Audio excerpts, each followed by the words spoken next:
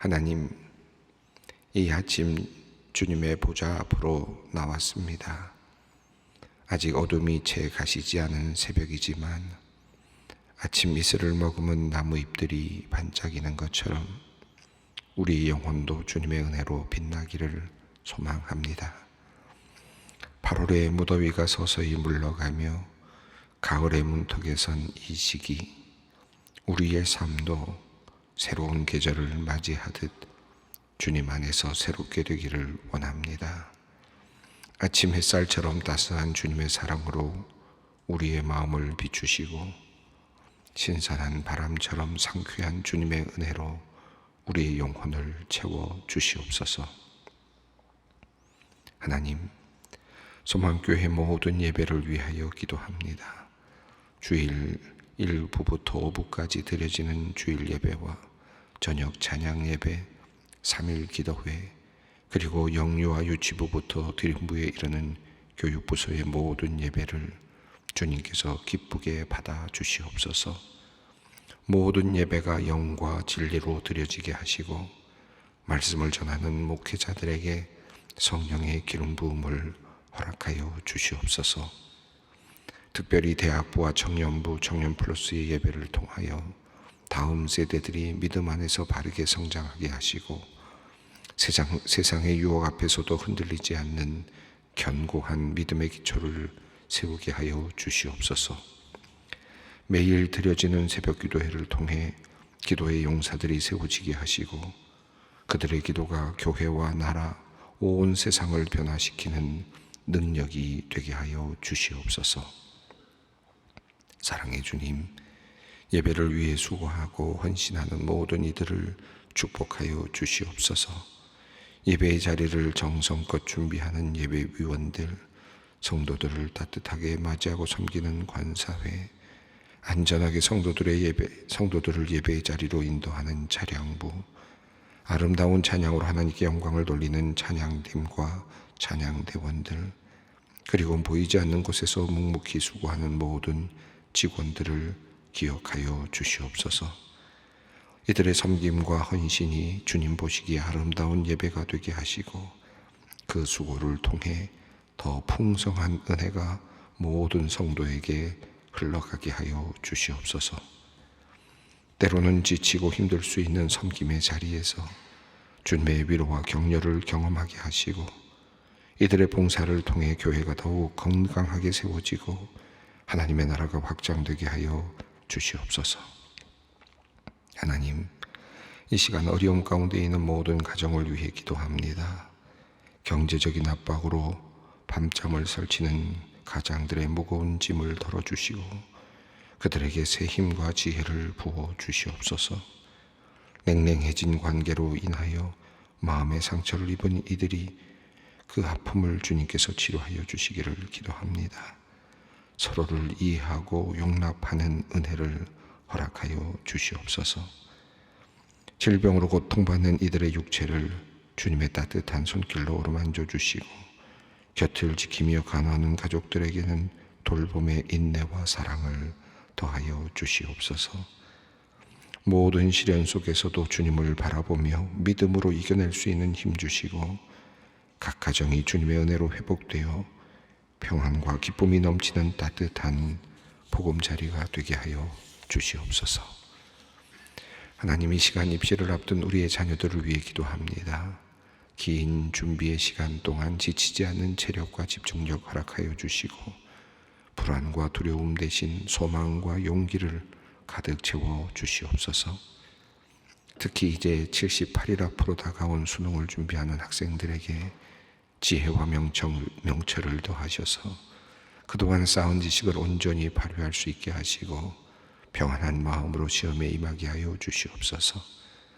남은 시간 동안 더욱 집중하게 공부할 수 있도록 도와주시고 마지막까지 최선을 다할 힘과 의지를 부어 주시옵소서.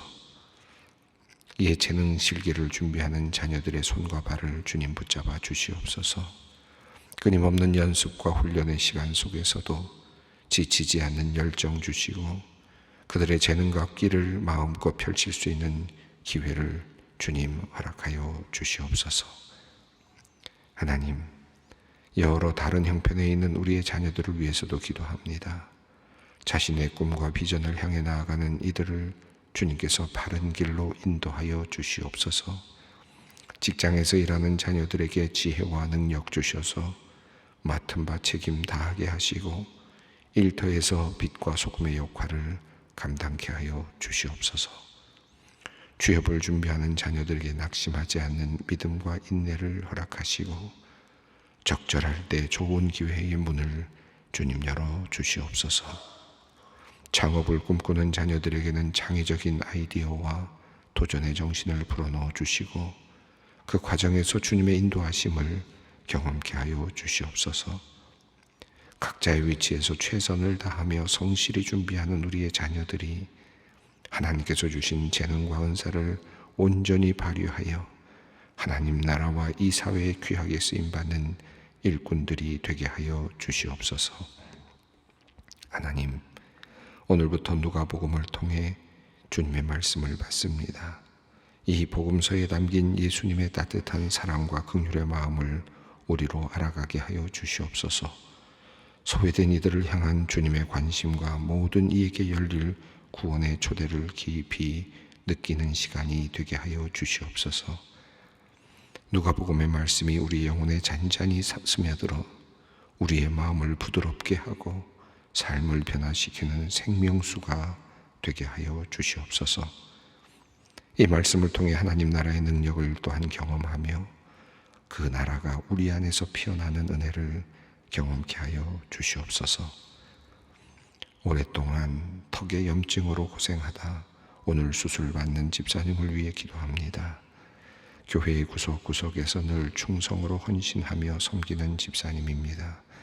주님 긍휼히 여겨 주시옵소서.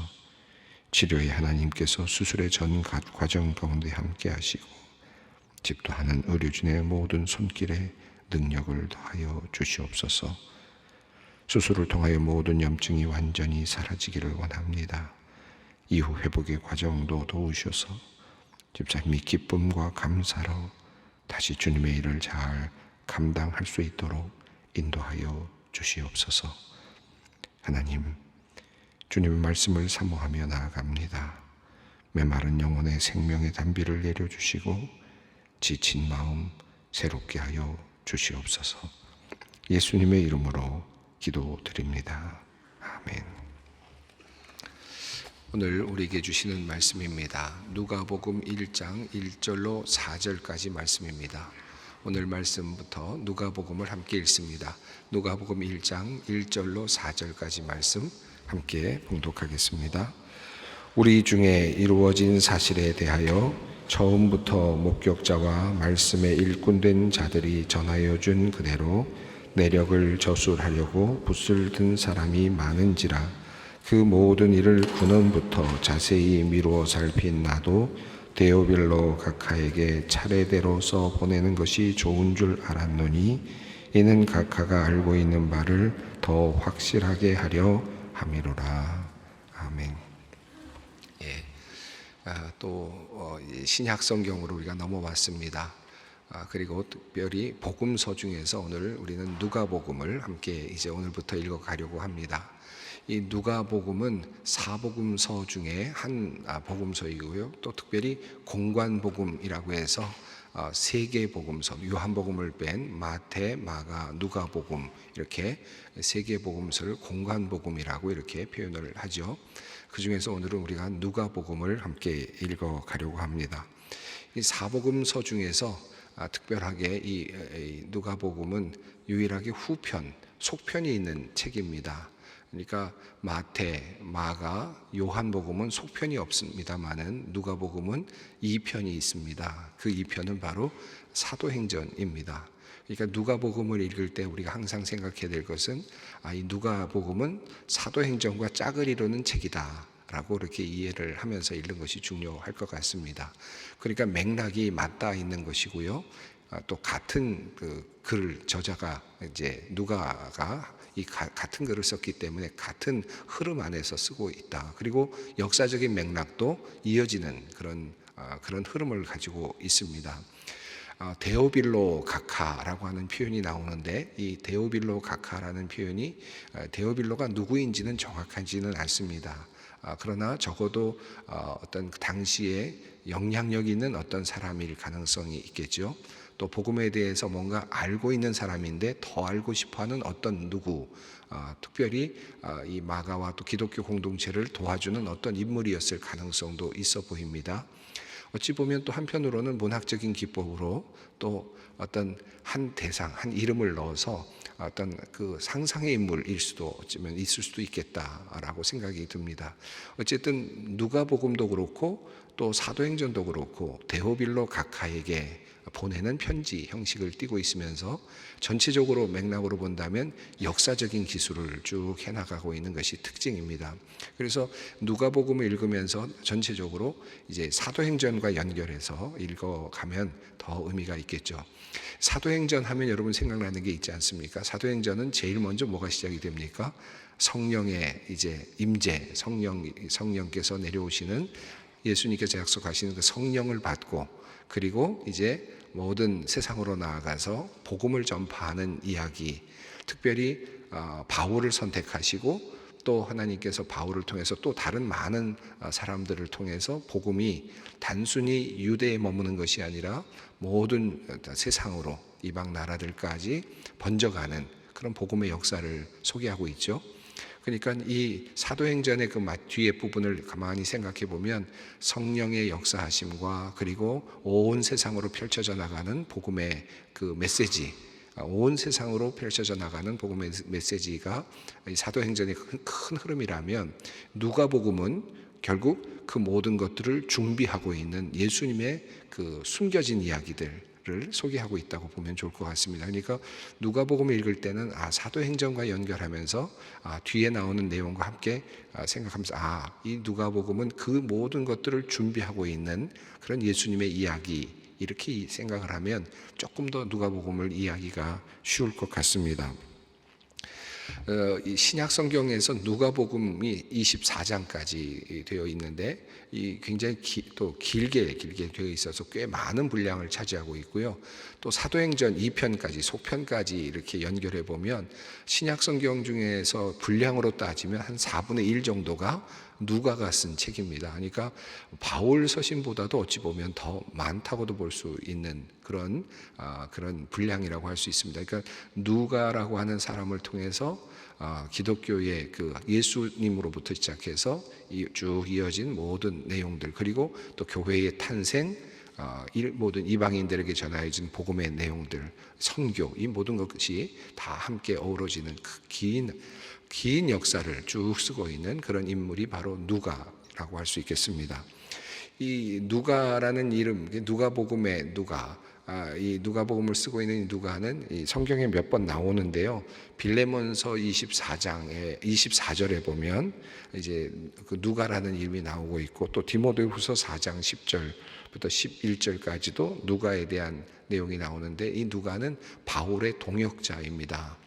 바울과 함께 선교의 자리에 있었던 사람이고, 이 누가는 이방인으로 보여집니다. 그러니까 이방인으로서, 그리고 또 골로새서 4장 14절을 보면 의사였다, 사랑받는 의사라는 표현이 나온 것으로 보아서 그의 직업은 의사였을 가능성이 있죠. 그러니까 이방인의 입장에서, 이방인의 관점에서, 그리고 또 지식을 가지고 있는 의사의 관점에서, 그리고 바울과 동행하면서 선교의 자리에서 선교를 했던 그런 선교사의 입장에서 이 모든 그런 관점을 이제 가지고 쓴 책이 바로 이 누가복음이라고 할 수 있겠습니다. 이 누가복음은 또 공간복음서도 마찬가지고요.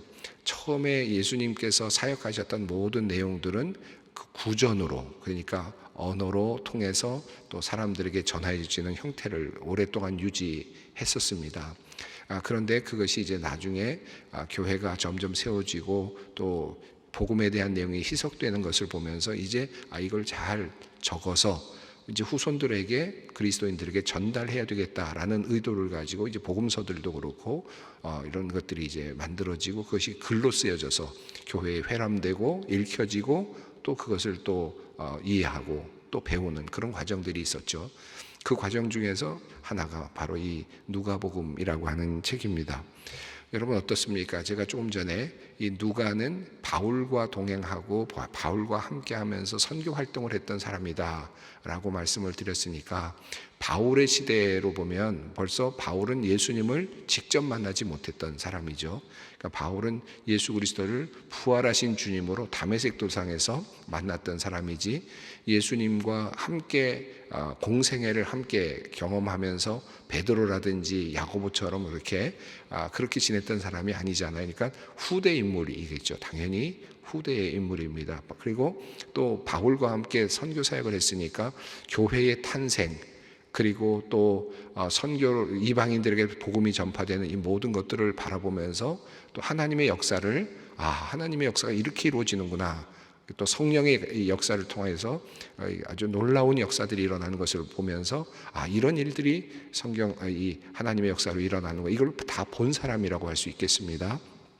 그래서 이 누가복음은 생각보다, 여러분이 생각하는 것보다 상당히 후대에 조금 더 늦게 쓰여졌다고 보여집니다. 대략 AD 한 80년경으로 대략 추정을 합니다. 그러니까 예수님께서 33년에 돌아가셨다고 만약에 우리가 이렇게 가정을 한다면, 우리가 일반적인 생각으로 약간의 오차가 있다고 합니다만은, 그러나 어쨌든 30년경에 예수님께서 돌아가셨다고 한다면 그 이후에 한 50년의 시간이 흘러간 그런 시점으로 대략 이렇게 파악을 하고 있습니다. 자, 그러니까 그 당시에 이미 사도 바울 시대에 어떤 일이 있었습니까? 거짓 선지자들이, 거짓 교사들이 많이 교회에 발생해서 교회를 어지럽게 하고, 또 예수님에 대해서 또 다른 복음을 전하는 일들이 있어서 바울 사도가 그의 서신에서 여러 가지 거짓 선지자들과 대항하고, 또 거짓 선지자들의 복음의 그 왜곡된 것에 대해서 지적하는 이런 일들을 많이 하지 않았습니까? 그러니까 그런 시대를 다 거치는 모습, 거치는 과정을 누가가 다 보았다라고 볼 수 있겠습니다. 그리고 나서 이제 이 성경을, 이 내용을, 예수님의 복음에 대한 이야기를 잘 적어서 좀 정교하게 분명하게 해서 모든 사람들에게 알려야 되겠다라고 하는 의도를 가지고 이 글로서 이제 정리를 한 책이 바로 누가복음이겠습니다. 이 누가복음은 그러니까 좀 더 후대에 있다라는 생각을 해보실 필요가 있겠고요. 또 그 예루살렘에 대한 여정, 전체적으로 본다면 예루살렘에 대한 여정이 길게 나타나서 예수님께서 예루살렘으로 가시는 모든 과정이 매우 중요한 과정으로 그렇게 또 묘사가 되고 있습니다. 또 예수님께서 말씀하셨던 비유 중에 상당수가, 절반 정도가 누가복음에 나오고 있습니다. 누가복음에만 나오는 예수님의 비유가 18개가 있습니다. 독특한, 다른 복음서에 나오지 않는 그 비유가 또 18개나 있으니까 예수님의 그 비유의 말씀들을 잘 모아서 다 정리한 그런 또 책이기도 합니다. 이런 것들을 좀 너무 우선 생각을 하면서 누가복음을 이제 들어가려고 하는데요. 이 누가복음은 그러니까 이제 잘 정리하겠다라고 하는 의도를 가지고 이제 예수님의 사역을 잘 정리해 보겠다라는 의도를 가지고 쓰고 있는 책이고, 이제 이것이 우리들에게, 독자들에게 주어졌습니다. 우리 믿는 사람들에게 성경이라는 이름으로, 성경 말씀으로 우리에게 이제 전달이 됐는데요. 이것은 성령의 감동으로 우리가 이 말씀을, 하나님의 감동으로 이 말씀을 우리가 받는다라는 의미가 있겠습니다. 자, 그때 누가는 처음에 이 글을 쓸 때 어떤 의도를 가지고 썼는지, 특별히 누가복음은 서언이라고 해서 이 글을 쓰는 동기, 이 글의 목적, 이런 것들을 자세하게 적고 있습니다. 다른 복음서들은 그렇게 되어 있지 않은데 이 누가복음만큼은 당시 어떤 그 문학적 기법을 그대로 동원하면서 그 서언을 먼저 쓰고 있는데, 오늘 읽은 말씀이 바로 그 서언에 해당되는 그러니까 처음 부분이죠. 그러니까 처음에 이제 들어가는 말이라고 할 수 있겠는데, 그런 의미의 그 글이 4절에 걸쳐서 있습니다. 오늘 그 부분을 함께 읽습니다. 1절 읽겠습니다. 우리 중에 이루어진 사실에 대하여, 이렇게 시작이 됩니다. 우리 중에 이루어진 사실에 대하여. 이 우리라는 말은 그리스도인이겠고, 또 이 세상일 수도 있겠습니다. 이 전체적으로 큰 틀을 보여주고 있는데, 자, 믿는 사람들 사이에서 일어난 모든 일들이겠다고 그렇게 볼 수도 있겠습니다. 여기서 다양한 의미가 있겠는데, 자, 여기 이루어진 일에 대하여, 이 세상에서 이루어진 일에 대하여라고 되어 있는데, 여기서 이 내용이 이루어진이라는 말이 그 헬라어로 보면 수동형으로 되어 있습니다. 수동태. 그러니까 분사로 수동태로 되어 있는데, 이 수동태로 되어 있다는 말은 한마디로 주체가 하나님이시다라는 의미이겠습니다. 그러니까 하나님께서 무엇인가를 이루신 거죠. 하나님께서 이루신 일, 하나님께서 뭔가를 이루셨는데 우리에게는 이루어진 일입니다. 이루어진 일, 우리 중에서 이루어진 일, 우리 가운데서 이루어진 놀라운 일에 대하여, 이 일이 얼마나 놀라운 일인지, 특별한 일이라는 의미가 있겠습니다. 이 우리 중에서 이루어진 이 놀라운 특별한 일에 대하여, 자, 2절 있습니다. 처음부터 목격자와 말씀에 일꾼된 자들이 전하여 준 그대로 내력을 저술하려고 붓을 든 사람이 많은지라. 예수님과 함께했던 많은 사람들이 그 경험했던 것들이 있지 않았겠습니까? 또 예수님께서 5천 명을 먹이셨을 때 그 자리에 있었던 사람들도 있었을 것이고, 또 병자를 고치실 때 그 자리에 있었던 사람들도 있었을 것이고, 예수님께서 말씀하실 때 그 자리에서 그 말씀을 받아 적었던 사람들도 있을 것이고, 다양한 경험들을 했던 수많은 사람들이 있었을 겁니다. 물론 그 중에는 대부분은 그저 지나가는, 그냥 그것을 잊고 지나가거나 그저 단편을 소유한 사람들도 있었겠지만, 그러나 그들 중에는 특별히 예수님을 따르면서 예수님의 모든 일거수일투족을 보았던 제자들도 있었고, 또 가까이서 따랐던 많은 또 다른 제자들도 있었습니다. 12제자뿐만 아니라 또 다른 제자들도 있었죠. 자, 그 사람들이 예수님께서 그 사역하셨던 모든 것들을 보고, 예수님이 이런 분이시구나 라고 하는 것을 알게 되었고, 예수님께서 십자가에 달려 돌아가시고 또 부활하신 것들도 보았고, 이건 놀라운 사건이었습니다. 또 그리고 예수님께서 승천하시는 것도 보았습니다. 이 놀라운 사건들을 보았던 수많은 사람들이 이 땅에서 이루어진 놀라운 일에 대해서, 그러니까 이 지금까지 이루어진 일에 대해서 처음부터 목격자로서 보았던 사람으로서, 그리고 또 그것을 보고는 그것을 증언하는 사람으로, 이런 일이 있었다. 그러니까 위트니스죠. 그러니까 증언하는 사람으로서 그 사람들이 있었다는 겁니다. 목격자들이 있었고, 그리고 그것을 증언하는 사람들이 있었는데, 그 처음부터 그런 사람들이 수많은 사람들이 있었죠. 베드로도 있었고, 뭐 다양한 제자들도 있었고, 수많은 사람들이 내가 봤다, 내가 이런 경험했다, 예수님이 이런 일을 하셨다, 예수님께서 병자를 고쳐주셨다, 그렇다, 맞다, 나도 그 자리에 있었다. 아마 처음에는 이렇게 이야기가 시작이 됐을 겁니다. 한 사건이 일어날 때마다 수많은 사람들이 보고, 그것을 전하는, 그리고 그때 감동을 전하는 사람들이 있었겠죠. 그 사건들이 하나씩 포개져 있는 겁니다. 이 사건들의 이야기들, 예수님의 말씀의 이야기들, 또 예수님께서 보여주셨던 기적의 이야기들, 다양한 이야기들이 그대로 있는데, 이것들이 지금 쭉 다 전개되면서 사람들에게 전달이 되어 왔다는 겁니다. 그러니까 구전의 단계죠.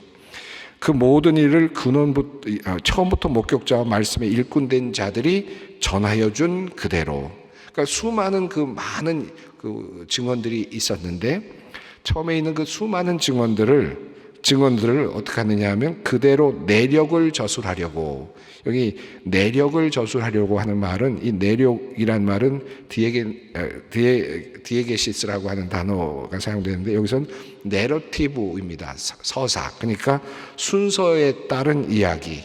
그러니까 예수님께서 하셨던 수많은 말씀과 사건과 이 모든 것들을 내가 봤다라고 이렇게 말하는, 증언하는 사람들이 수많은 사람들이 있었는데, 이걸 좀 제대로 좀 정리해보자, 순서대로 좀 정리해보자 라고 생각을 하고 그것을 하려고 하는 사람들이 꽤 많았다는 겁니다. 그만큼 가치가 있었다는 거죠, 예수님의 사건은.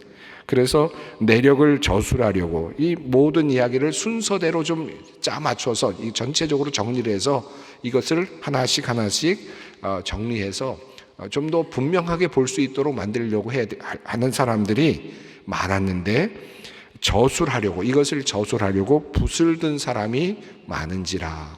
그러니까 그 당시에 예수님의 사역 사건에 대해서 많은 사람들이 그것을 정리하려고 노력을 했다라고 하는 것입니다.